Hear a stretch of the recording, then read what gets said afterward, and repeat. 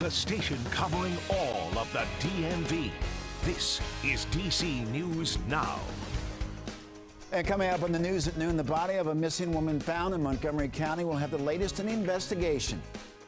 And later, President Biden expected to speak about transportation improvements in Maryland, how local leaders are making plans to improve your commute. Well, after another nearly spring-like weekend, temperatures are back on their way up towards 60 degrees today. But could this warm stretch finally be coming to an end soon? We'll have a check for you coming up here in just a bit.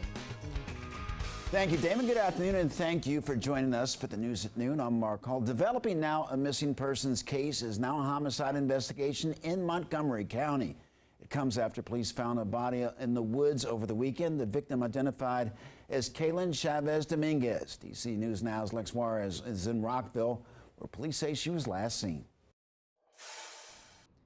Chavez Dominguez was last seen at her apartment complex here in Rockville on New Year's Eve. Now, she was reported missing to police 2 days later on January 2nd and missing for nearly 4 weeks before police found her body. Now, that happened on Saturday afternoon. She was found in a heavily wooded area just below the Intercounty Connector near New Hampshire Avenue. That's about 8 miles from the apartment complex. Police say that a witness last saw her leaving with a Hispanic man. And like I said, that was on New Year's Eve. Now, at this point, police do not know the cause or the manner of death. Her body was taken to Baltimore for an autopsy from the chief medical examiner.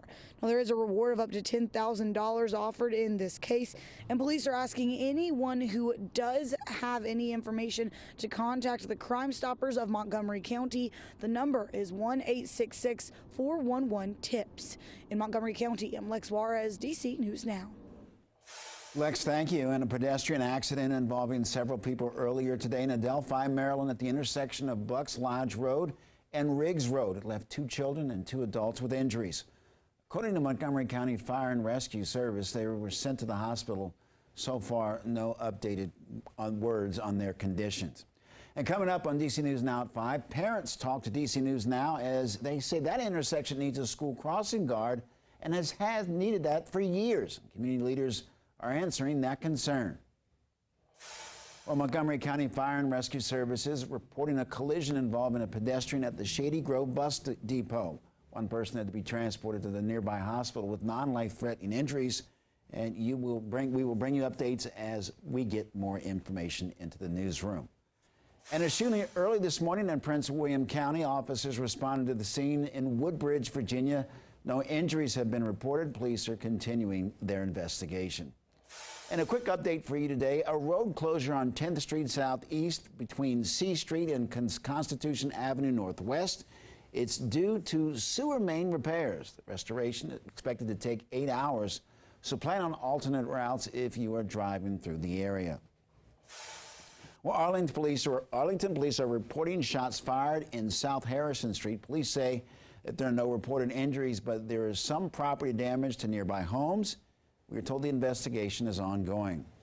And a woman was sent to the hospital with serious but not life-threatening injuries after being rescued from a burning house on Ridge Place in Southeast DC. According to the fire department, the fire was only in the basement and was quickly put under control. Still no official word on the cause. And DC police reported a shooting in Southeast DC last night. It happened on Chesapeake Street, right near the DC-Maryland border. They do not have a suspect at this time. And police are currently investigating a homicide that happened on Anacostia Avenue in Northeast DC. According to police, there is no known information on what happened here. We'll bring you more information as it comes into our newsroom. And Montgomery County Department of Transportation offering registration details for spring bike classes. The MCDOT has sponsored the Washington Area Bicyclists Association bike classes, and they will resume in April and will help with learning bike skills and confidence. Now, outside of Montgomery County, the association will offer classes in DC, Arlington, and Alexandria. Class registration can be found on the MCDOT's social media platforms. Well, today, Bethesda Chevy Chase High School will host an emergency safety meeting following the many concerns from parents. Now, if you remember, 2 students were found on the floor intoxicated last week, though The specific cause of the emergency meeting has not been shared. Concerns of opioid use among teens and students have grown in the county. In addition, gaps in communication between the school and parents seem to have led to rumors and speculation. Well, in the Monday afternoon notice sent to parents, principal of BCC responded saying that I am aware that there are rumors circulating about the severity and nature of what happened, spreading rumors and sharing information and images, and that are inaccurate is quite hurtful to all parties involved in situations like this. Well, giving thanks to those who give so much to our children. A teacher from right here in D.C. is up for the National Teacher of the Year Award. Jamar Roundtree joins our Taniya Wright in studio. So first up, you've already won the D.C. Teacher of the Year. Now you're up for the big national award. How does that feel? It's incredibly humbling and honoring to be recognized as a finalist for National Teacher of the Year. There are so many great teachers here in the district and across the nation, and I'm so excited to be an advocate for them. So when did you find out about the whole national one? Right before Christmas, I believe. I got the phone call, and I lost it. I was like, are you serious? You're like, what? Yeah. Is it me? I'm a finalist as a National Teacher of the Year. And they're like, yes, you. And I was like, oh, this is so great. Which is so amazing. So again, tell us about your teaching experience here in D.C. What motivates you to continue working with all these students? I'm fortunate to have a unique situation. I have a supporting principal who lets me put my passions to life. I also have the opportunity to use student voice in the way that I teach, and through hours of professional development and learning what's best for kids, I get to use that to influence the way that I interact with my families, the way that I interact with my community partners, and blending all of those together to revisit the whole idea of the whole child. So can you tell us a little bit about your approach to teaching and learning? So I like to use my community partners as a way to engage my students on a more deeper level. We know that students are coming to us, especially after the pandemic, with a lot of trauma. I was going to say, that's been a big change. That's never happened ever before. Absolutely, and our kids lost that sense of being welcoming with each other, being able to use their emotions with one another. They were disconnected.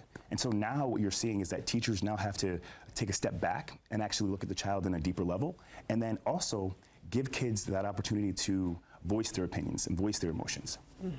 So what are you looking most forward to between now and the end of the school year, which is going to come pretty quick? Pretty fast, yes. The biggest thing that I'm looking forward to is actually meeting all the other teachers and being able to build this resource for teachers across the nation that we can kind of rely on each other.